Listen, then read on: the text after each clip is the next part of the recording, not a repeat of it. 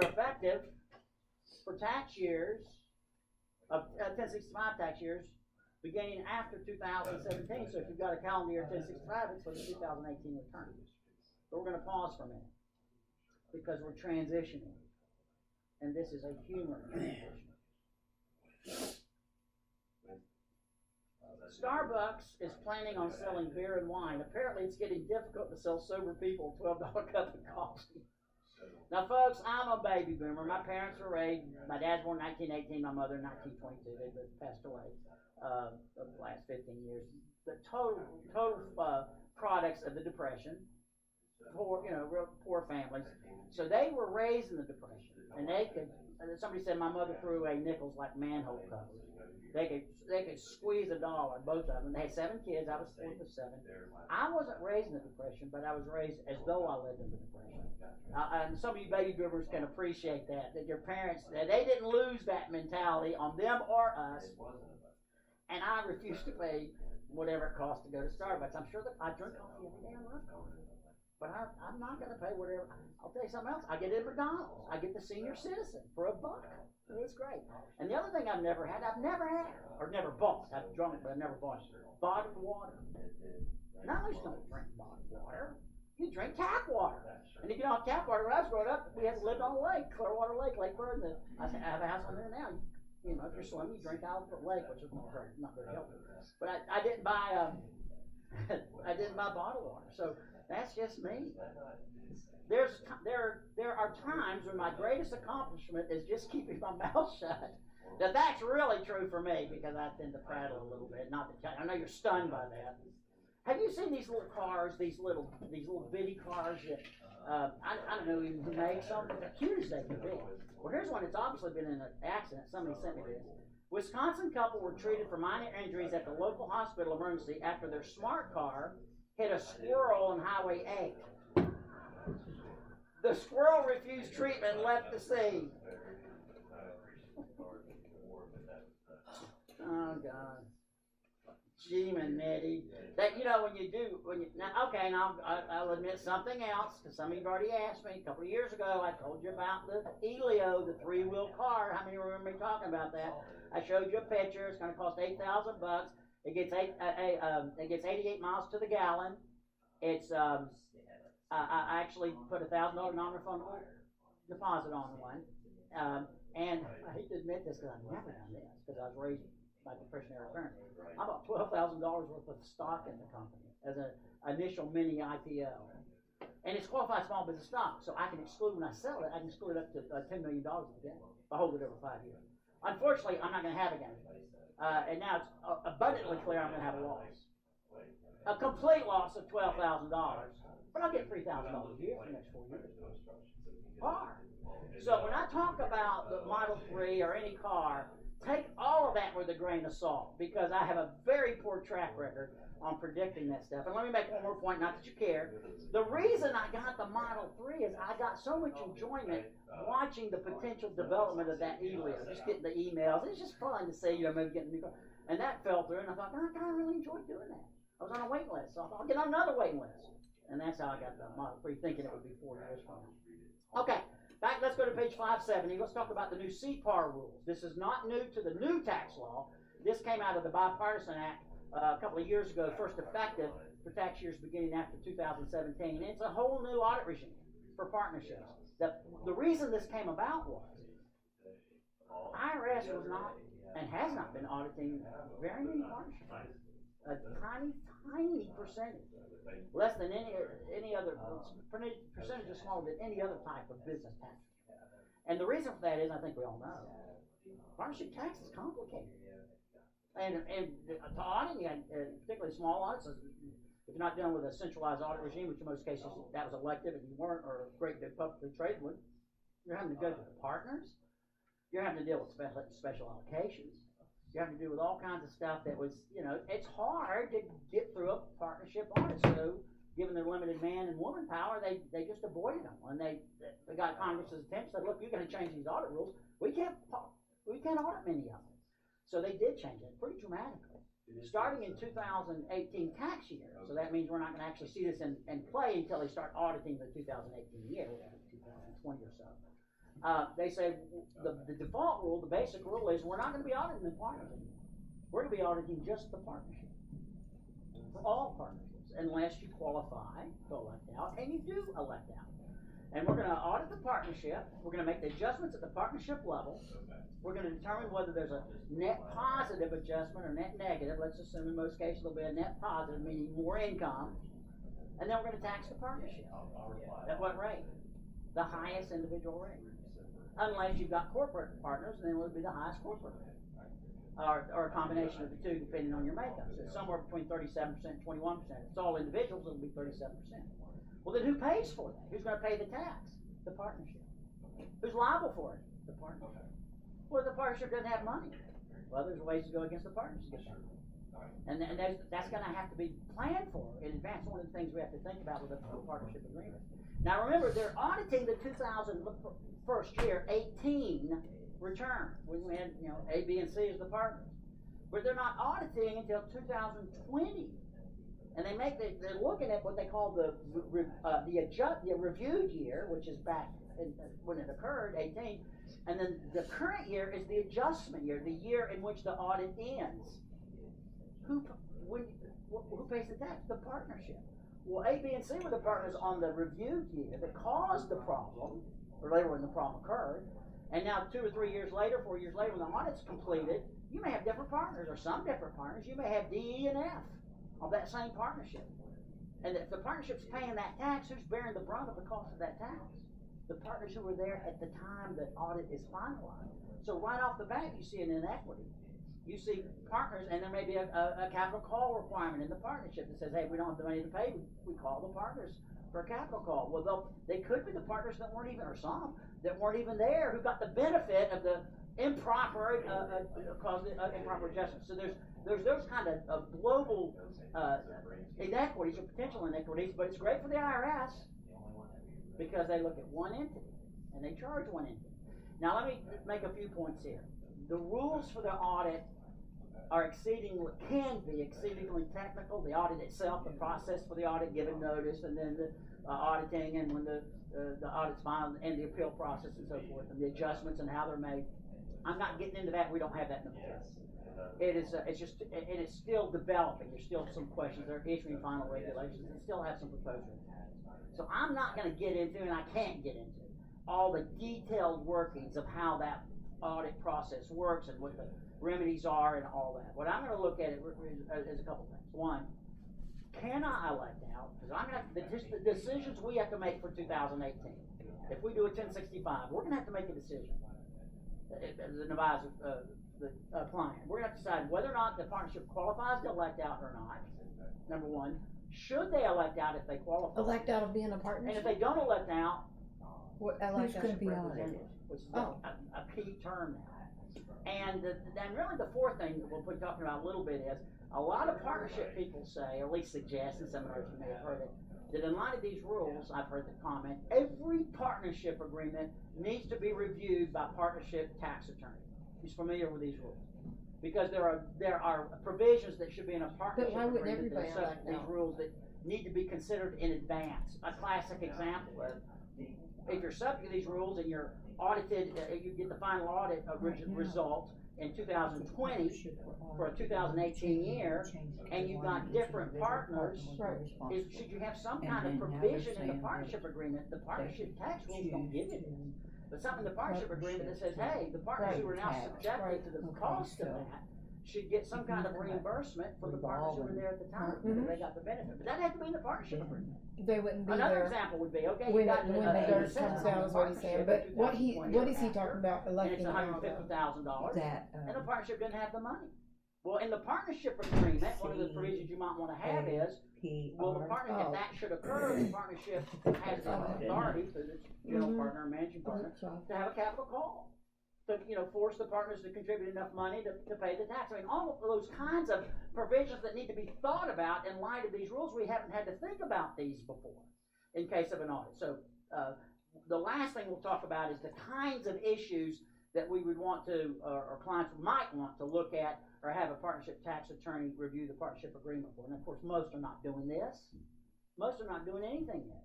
In fact, a lot of the partnership tax people, even the law firms, Some, the big ones particularly, are on top of this, but some of the small and mid-sized tax attorney law firms aren't as much. Why not? And why aren't CPAs on top of it? Because we're so inundated with the Tax Act. Yes. We're so inundated just trying to keep up, keeping our head above water for what's immediately needed. And that is 199A, and then what's the parking rules and entertainment rules.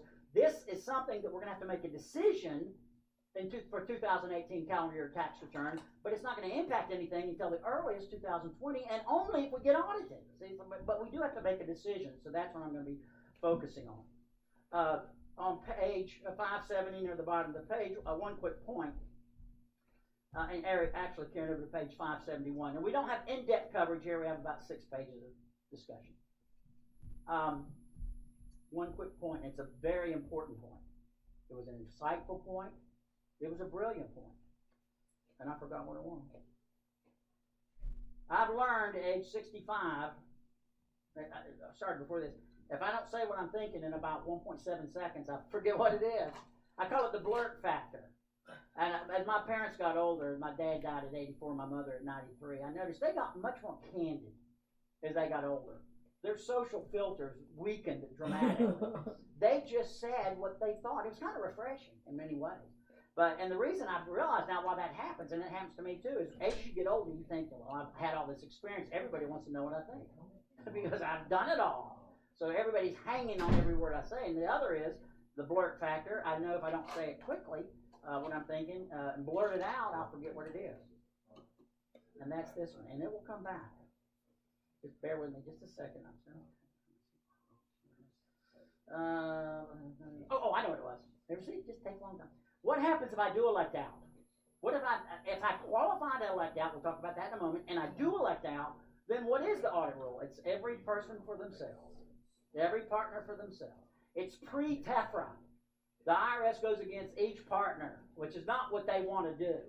They prefer this unified method, but if you elect out and can't qualify now, the result of that is every partner is exposed to the extent you're exposed on any audit, but it's going to be your own 1040 if you're an individual, or 1120 if you're a corporate partner, whatever.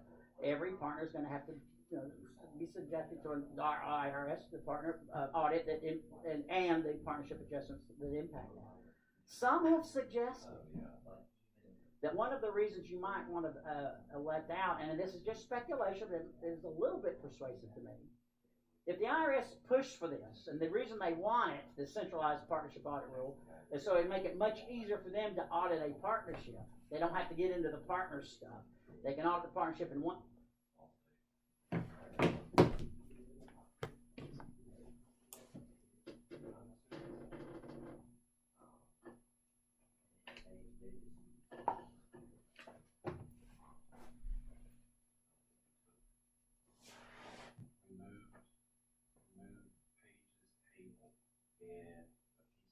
So IRS is wanting everybody just to go with that new thing, and if you opt out of it, they're not going to be happy with you. But you have to qualify to opt out of it. He said he'd go over that. Yeah. They don't want you to opt out. Oops. First of all, do you qualify to elect out? And remember, if you elect out, no centralized audit. The IRS has to come in and audit each partner. To be eligible to elect out, number one, the partnership cannot have issued more than 100 K1s. And we're talking about the 2018 return. So when we file that 1065, and I'll show you where you elect out on the form, the new form. It's on the 1065 page too. But if you elect out, for your first question you have to ask, can I qualify? And the first thing you ask yourself, has my partnership for 2018 issued 100 or fewer K1s? Now, what if we had a partner come in and a partner come out? We've got 98 partners, but we had 3 or 4 that came in and out. So in aggregate, we've issued over 100 K1s. We currently only have 95 partners, but we've issued over 100 K1s. We don't qualify. It's the number of K1s you issue. Most say, well, you can't have more than 100 partners. It's a little more technical than that. It's the K1s you issue. You must have only, assuming you meet the 100, and most of our closely held partnerships will meet that, you must have only qualifying partners to be able to elect out. assuming you meet the 100. Qualifying partners are individuals, C corporations, S corporations, and the estate of or an estate can be if it's an estate of a deceased partner. So if you have any partner other than these 4 qualifying eligible partners, you can't elect them. I don't care if you just have 2 partners. You cannot elect out if you've got anyone other than this. Now there's another point here. You know, with S corporations, we have stockholders agreements that many times have restrictions on transferring your stock to an ineligible stockholder that would terminate the S election. Like you'd have a restriction on selling stock to a partnership, which would terminate the S election, and you'd have buyback provisions of that if someone wants to sell their stock that way. Well, some are saying in partnership agreements, if you've got one that qualifies to elect out, and you want to elect out on an ongoing basis, again, one of the examples of what you might want to have in a partnership agreement now is a restriction on partners being able to sell or transfer their partnership interest to a non-qualifying partner that would foreclose their ability to elect out, and then have some purchase option like you do with a shareholders agreement on an S corporation. Now, by default, obviously, if you've got any ineligible partners, you cannot elect out. So many of us, we've got any of these for 2018, there's no decision to be made. We're subject to the unified audit rules. And what are ineligible partners? If you've got a partnership who is a partner in your partnership, you've got a trust, including a grantor trust. If you've got a grantor trust and the grantor is an individual, don't we tax all that for income tax purposes on the individual 1040? Yeah, doesn't matter. You've got even a grantor trust is a partner, you don't get it. Any ineligible foreign entity. An ineligible foreign entity will be any foreign entity that's not treated as a C corporation. Any disregarded entity, a single member LLC. You've got an individual that has a single member disregarded LLC, but the name of that partnership interest is in that LLC. You don't qualify to elect out. You say, but wait a minute. Can a single member LLC elect S status? Yeah. And if they did that, would they qualify? Yeah. But they didn't do that. They can't. You say, well, wait a minute. Let me think so. Now we're looking at 2019 going forward. Oh, I've got a single member LLC for the first couple of days in 2019, and I'll get rid of that single member LLC for 2019 so I can elect out in 2019. If you've got one day of an ineligible partner in that tax year, you can't elect out. They don't look at the end of the year. Disregarding and an estate of an individual cannot be an owner either unless they're in the estate of a deceased partner. So back to the point, unless you got to have individuals, C corporations, S corporations, or a estate of a deceased individual owner, that's it. If you have any owner any time during the year that's not that, you cannot elect out. So the issue is moot as far as electing out for 2018. This is page 3 of the 2018-1065. The first question many had was, okay, this partnership representative, we call it a PR, has almost carte blanche power over that audit and to commit the partnership, no matter what the partnership agreement says, no matter what the other partners do. As with the IRS, the partnership representative, if you're under this regime, does bind unilaterally that partnership with any agreement, any arrangement, any situation with the IRS. So the question was, since that partnership representative seems to have all power, do you have to have a partnership representative to elect out? Before you can, if you qualify to elect out, you have to have a partnership representative designated so he or she can, or it can elect out. The preamble to the regulation said you don't. If you elect out validly, whoever can sign the return, any partner or LLC member that signs the return, if you check this box 25 that you're electing out, then you don't have a partnership representative, nor do you designate them. So you never have to worry about it. Now, if you do elect out, this is again Form 1065, page 3. Let's assume on line 25 it says, do you qualify to elect out? Do you elect out? Yes. Now, if you don't elect out, here's where you name the partnership representative. We'll give you information on that in just a moment. But if you qualify to elect out and you do elect out, then you'll have to file Schedule B2, and you're going to have to give information on every partner and what this information is to illustrate to the IRS that you. There it goes. Jackie just did it before you came in here. This is something else. Oh. Oh, yeah. What happened? Their internet just glitched.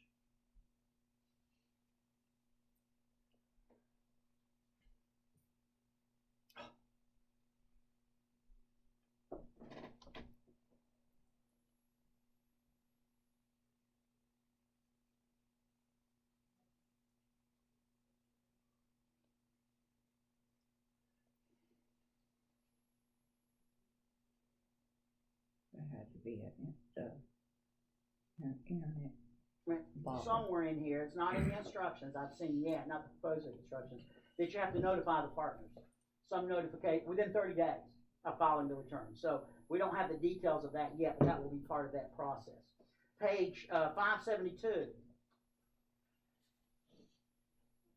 Oh, I'm going to step back. Page 572. Yeah, here it is. Must notify each partner of the election out within 30 days after filing the return. And by the way, to elect out, you have to elect out on a timely filed 1065. If you file a late 1065, and if you qualify, you can't elect out. That gets back to that form, notice 83-42 or whatever it was, that procedure that says that you can get waivers of late filing your partnership return if you have no more than 10 partners. They're all individuals. There's no special allocation. Well, the point is, you only need that if you have a late 1065, that relief. If you have a late 1065, then you default into the CPAR rules because you only elect out if you qualify on a timely filed return. Yes, ma'am. Well, that's a good question, and we're going to get to that. She said, when would you not want to elect out? And I'll go ahead and answer that definitively. Do I want to elect out if I can? The answer is absolutely, positively, maybe, perhaps. And we're not going to, nobody can give you an absolute answer. I'll give you my thoughts on it. And the reason I can't give you an answer, and really nobody can in most cases, a definitive answer. Because to really make an informed decision, you've got to understand every working of how the audit works, and all the requirements of it, and all the options under it, and all the responsibilities under it, and all the exposures that the partners have. There's just a lot of things you'd have to weigh, and it can differ from partnership to partnership. We don't know all those. Most of us don't. I don't. Very few people do. So we're going to have to just kind of use our best judgment for 2018. I'll just tell you what I'm hearing. I'm hearing for 2018, if you can't elect out, I think most are leaning toward electing out. It's a year-by-year election, by the way. So wait till one of the reasons for electing out for 2018, one is you don't have to have a partnership representative. You wouldn't be subject to the rules. So this idea that you need to have your partnership reviewed by a high-priced tax attorney and all that would fall away pretty much. So you'd save on that. Now, yeah, each partner would have their own potential exposure, which is what you have when you elect out. The other was the possibility, the thought that if you elect out, you may be less subject to audit for the reasons I mentioned. So, but that's not ironclad by any means. I mean, there are some benefits of not electing out. You've got to. It's easier, even for not just for the IRS. It's easier for the partnership, at least administratively. You're just looking at the partnership, and you're dealing with one entity. And there are options once you get audited. Once adjustments are made, they're called. And I'm not going to get the details; they get very complex.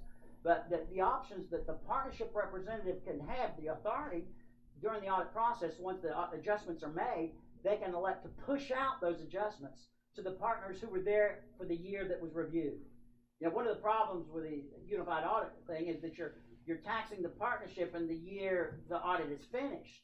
Then it may not be the same partners, and you're taxing the partnership directly.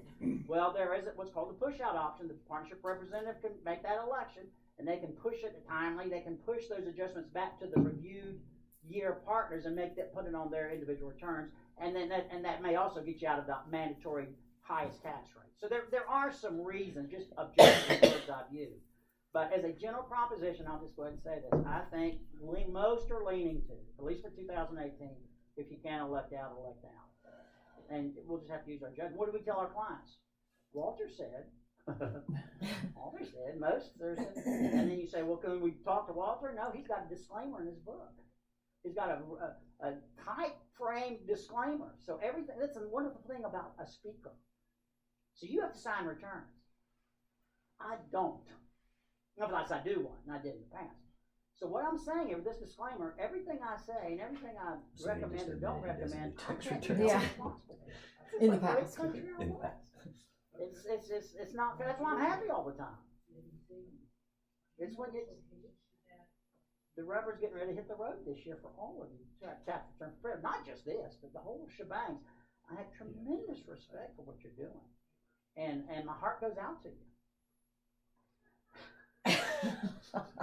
But after next week, when I do my last seminar in Connecticut, I'm through for 2018, except for answering questions and, talking to people. I'm not signing nothing for 2018. Sorry, that's kind of cynical. Okay, page 572, item 3 at the bottom of the page. This is a general timeline, just a description of if it's audited under the CPAR rule through that. Page 573, item 4, designated partnership representative. Now, this is a big deal.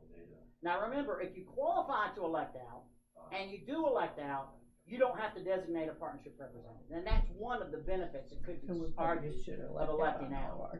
But if you don't elect out, or you don't qualify to elect out, then you're automatically in it. Then you're going to have to designate a partnership representative on page 3 of the 1065 and give information. What is this? Let's call it the PR. Can we do that? The PR, partnership representative. What does this person do? What is their power? It's all encompassing, pretty much. The PR has all power. Can do anything, settle anything, agree to anything, commit anything to the IRS when dealing with the IRS, regardless of what the partners want. Regardless of what the partners say. Partners can't even get involved in the partnership process unless they petition, ask the IRS, can I get involved myself as a partner? And they say yes or no. They don't have to say yes. And the PR can and will and does determine everything and reaches all the agreements with the IRS. When you say, well, wait a minute, the push-out agreement that I talked about, the push-out option, partnership representative decides that by him or herself. And there has to be an individual. Now, you can name an entity as a partnership representative, but if you do that, you've got to have a named designated individual to deal with the IRS. So you might as well just have an individual to start with. Partnership representative, the PR. Now, one of the...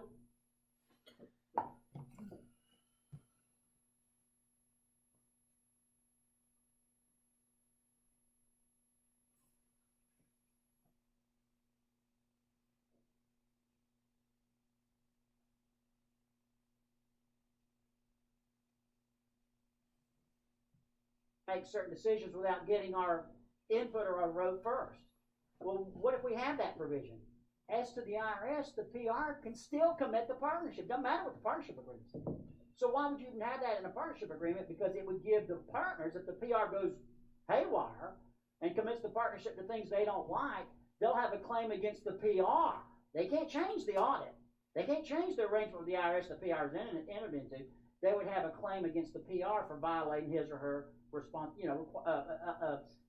taking steps beyond their authority in the partnership agreement, still binding with the IRS, but it would give them some kind of claim against the PR, him or herself. And of course, that's only as good as how deep the pocket of the PR is. So the PR has unbelievable power here. Partnership, the designated partnership rep must designate the PR on a return for each year. So each year you're going to be designating one. And can you remove one? There are certain, once you designate one for a year, there are only certain procedures you have to follow and notification before you can remove them. And you got to notify the IRS as well. And once you designate one, let's say you designate one person for 2018, and then for 2019 you designate someone else, and they come in and audit 2018, who's the PR? The one you designated in 2018. Well, what if they don't want to be? What if they're gone? What if everybody's mad on them? Well, once they get audited, there's a process to get them removed, but you have to notify the IRS. But every person who's named, and that's the next question, who's going to be named? And who's going to allow themselves to be named as the PR? Because there is exposure. Because if you commit to something with the IRS that the other partners don't like, if they have something in the partnership agreement, they may sue you. That's going to be a big issue. Somebody may ask, are you going to be a PR? See, you can be a PR. You don't be a partner. Would you be a PR? I'm not. And the only reason I even consider it is if I got all kinds of hold harmless clauses from all the partners, and I got a big, hefty fee to justify it. But I'm not recommending any professional, a tax attorney or CPA, or prepared to serve as the PR. Okay, partnership must designate PR in return for each year. Preamble says you don't have to name a PR if you're electing out. I've already said that. PR does not need to be a partner. PR has the sole authority to represent and bind the partnership, period, no matter what the partnership agreement says. And then they give us rules, the impact of a partner PR resigning, a PR, the IRS in certain situations, if you don't have a valid PR, you didn't designate one properly, or it's a PR that can't qualify or doesn't qualify, the IRS can come in and name their own PR for you. And let me make one more point. One of the concerns is in a situation where the IRS can name their own PR, some are worried they name one of their own employees. IRS comes and audits you. You have an invalid PR, or you didn't name one, you didn't name one properly, or they're not qualified. Some don't qualify, even if you name them. So they say, well, we'll just name one of our employees as representing your partnership. Well, the final reg says they can't name the IRS can't name one of their own employees or somebody affiliated with the IRS, but they name just about anybody else. They're supposed to get feedback from the partners, but they have the authority to name if you don't have a valid one. Yes, sir.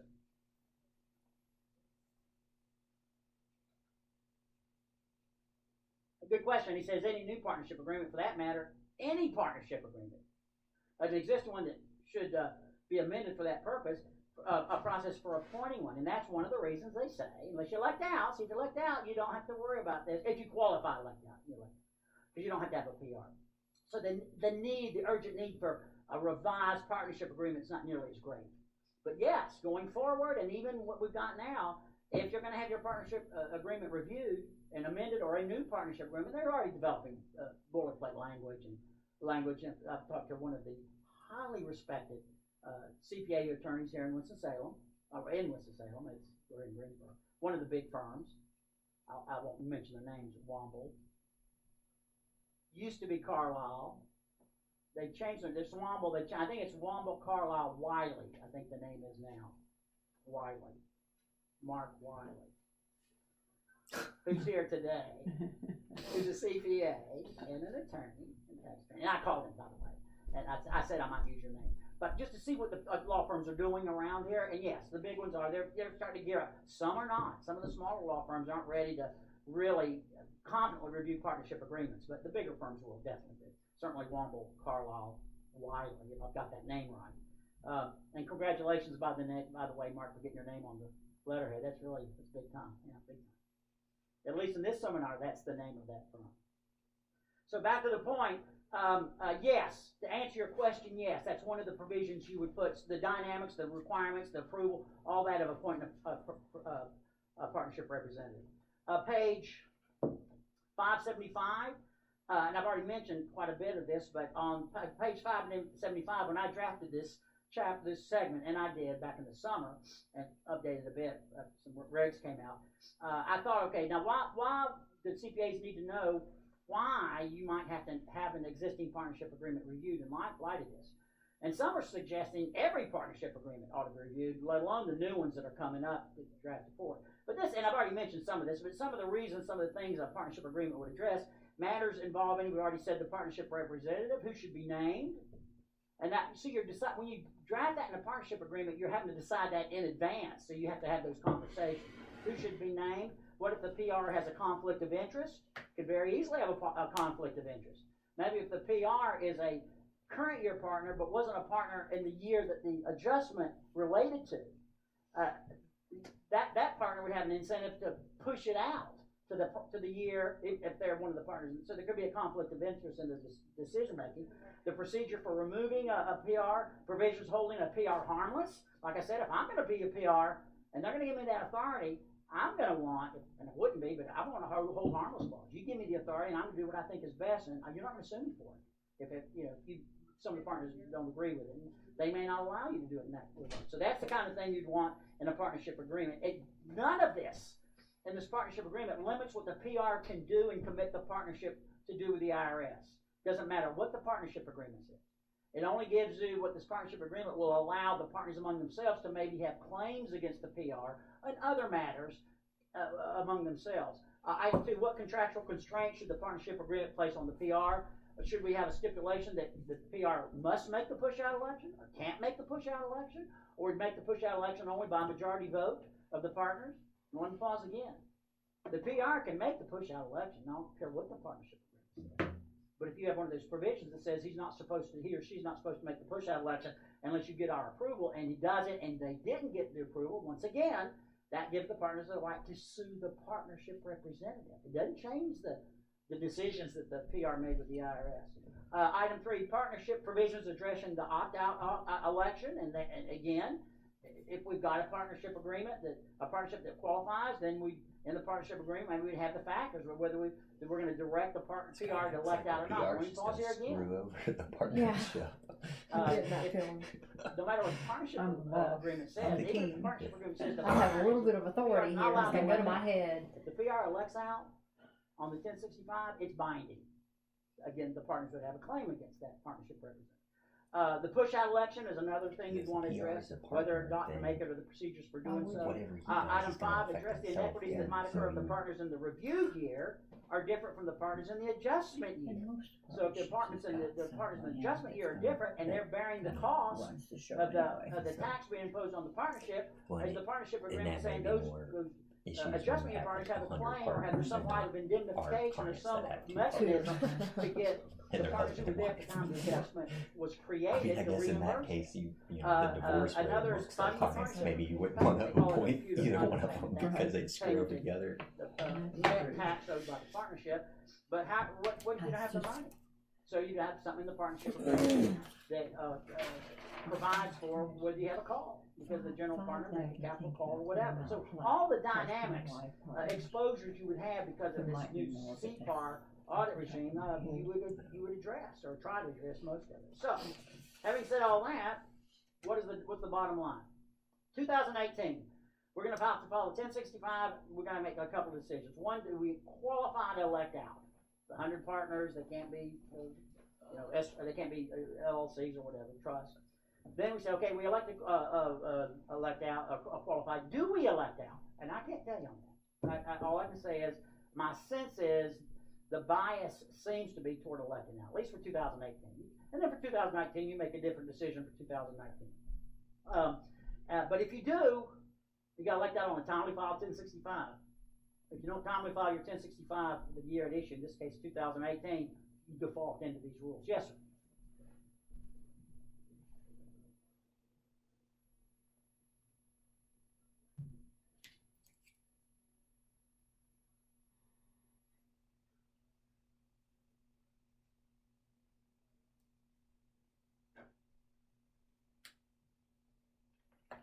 You're stuck.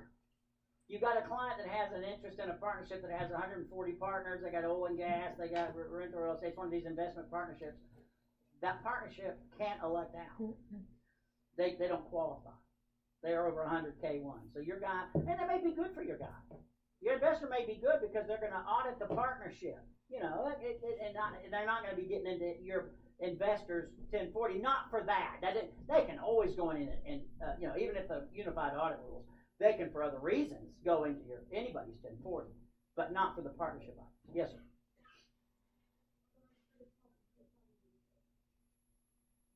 Oh yeah, he says even more so. He says still they should update their partnership agreement even more so because if you've got a partnership that doesn't qualify to elect out, you're not going to elect out. You can't.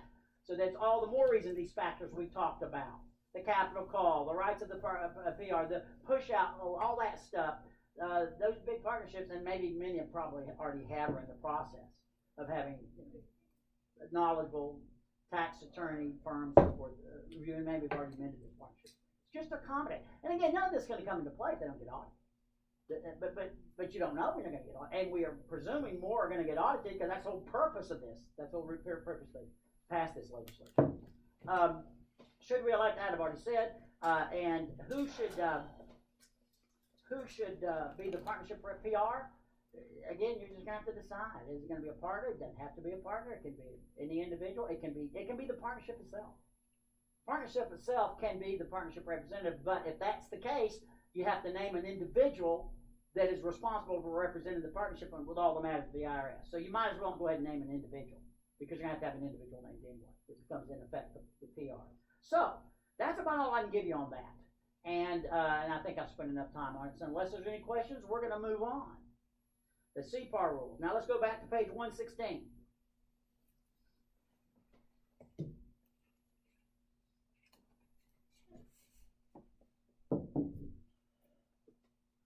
Will y'all remind me 1015? Louisiana is. North Carolina is the only place I stop at 1015. Most places I go from 8 to 10. And then if I get past 10, I forget where I am. Get carried away. So 10:15, I've got 9 minutes. Page 116. This is the next segment we're going through, and it's choice of business entity. And I drafted this up. Now, everything in this book, either I drafted or Don drafted. We draft everything. We don't have any staff that drafts anything. And he reviews mine, I review his. That's why we really don't have time to do much of anything else. And when you're dealing with new law and new provisions, to really understand it, you got to draft, you got to read it and then write on it. You got to be able, if you can't explain it in writing, you probably don't understand it very well. And even sometimes I explain things in writing and I still don't understand it very well. Some of these tax things, but at a minimum, so that's why we do it, and we're just control freaks. That's the other reason. But this is stuff we did. Page 116, item A. Selected factors impacting choice of business entity. That has become, or was, and still is, a huge issue as a result of the Tax Act.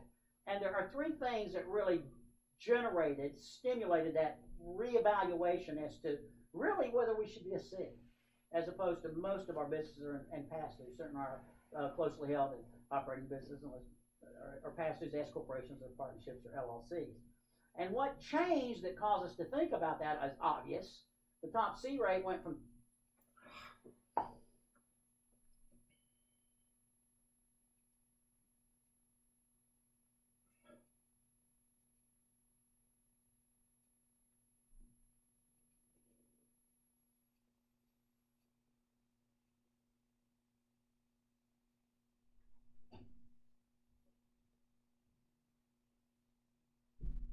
corporations can fully deduct state and local taxes.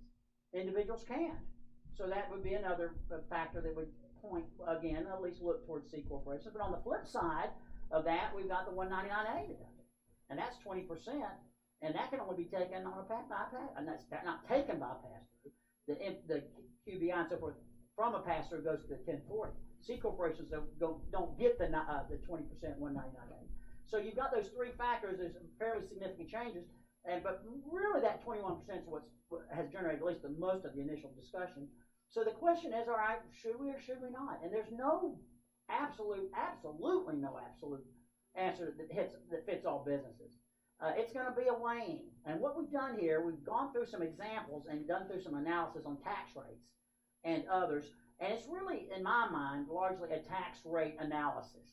Am I really going to get a significant benefit, tax rate benefit on my business income by being in a C as opposed to being my current pass-through? That's the focal point of this law change. And let me pause a little further, just for those of you with inquiring minds.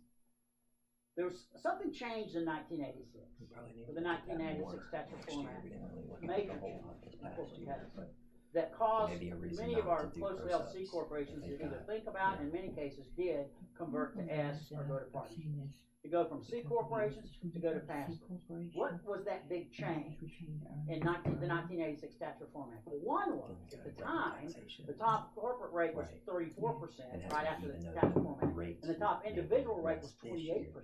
How many remember that? The top individual rate was 28%. It was 6 percentage points below the C corporate rate. And at the time, just as a quick aside, when that came out, we hadn't seen, before that it was 50%. And so, we're all saying, the speakers were saying, this is as low as the individual rate will ever get in our lifetime. It's 28%. Were we right on that? At least during so far, yeah, because it's now the 37, it's been to 39.6. Well, now the C corp rate's down to 21%. And that's not an expiring provision. Do you think that's the lowest rate we'll ever see on a C corporation in our professional lifetime? Do you think if there's any changes in the future, it's going to go down further? Or do you think, if anything, it's going to go up? I think it's going to go up if it's changed at all. And again, the Democrats, not saying what's good or bad, I'm just saying the Democratic operatives and people who make public statements on this, the high-ranking ones, they are pushing for a higher corporate rate. So I don't know how long this 21% will be around. We've got now, so that's one issue we've got to think about. If we're trying to go to get the 21% benefit, how long-lasting is it going to be? It is not an expiring provision, but how long-lasting is it going to be given how we know tax rates kind of go. The other day. But what else changed in 1986 that caused us to encouraged us to go from C to a pass-through? The repeal of general utilities. I know this is ancient history. It won't pass. But before 1986, if we had a C corporation, of course it's double tax, still is, we can't forget that. But if we had a C corporation operating along, and let's assume it didn't have to distribute dividends, so it wasn't really exposed to the double tax, and it was growing and so forth. And then it got an appreciating business inside, and then it got ready to sell the assets, and a buyer comes in and buys the assets. Now, today's world, that's where the C corporation really gets creamed, right? Because the C corporation sells the assets, gets taxed at the corporate level, then it liquidates out to the shareholder, and the shareholder has to pay tax at capital gains rate, yes, but that's 20%, and if they're subject to the 3.8, that's 23.8%, so you get that double tax together, that can be well over 50% of the old rates, so the effective rate. So that's where they get killed. But before that, in 1986, when you got ready to sell the assets of the C, there was the general utilities doctrine. And what was that? That allowed you to do what was called a 12-month liquidation election. You would adopt a plan of liquidation, you'd sell the assets of the C corporation, take back the proceeds, and so long as you liquidated within 12 months of adopting the plan of liquidation, the proceeds out to the shareholders, you would pay no corporate level tax except for recapture items. So in effect, that was called the general utilities doctrine. So what that allows us to do, yeah, we're trapped in a double tax item before 1986, but when the big pop comes, we had an escape hatch. We could get out of that double tax on the sale of the valuable business by doing this 12-month liquidation under old Section 337. Well, they reversed that. And so, as you well know, after 86, they said when you liquidate a corporation, all the gain is triggered at the corporate level, whether you sell the assets or not.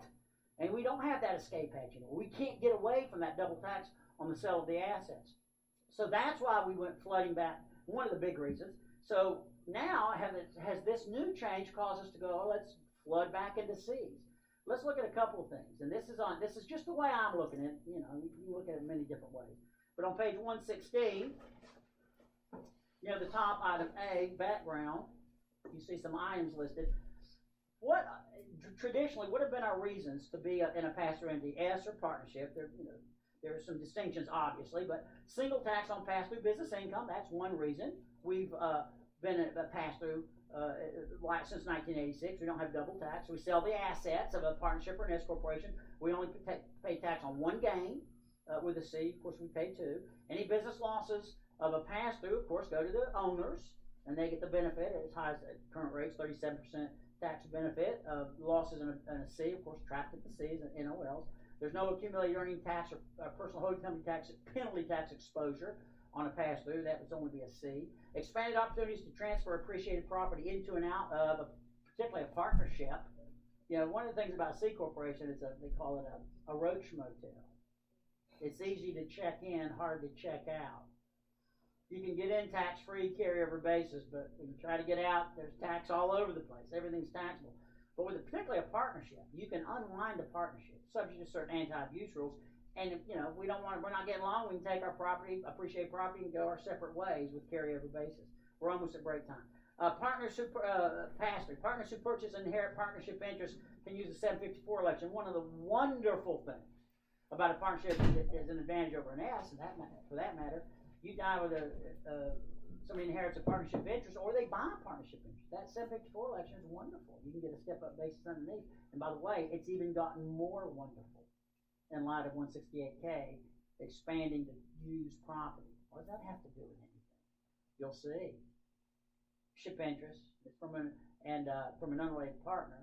And I buy a partnership interest, and I have a 754 election, and I have a step-up basis in the underlying depreciable asset that qualifies for 168K.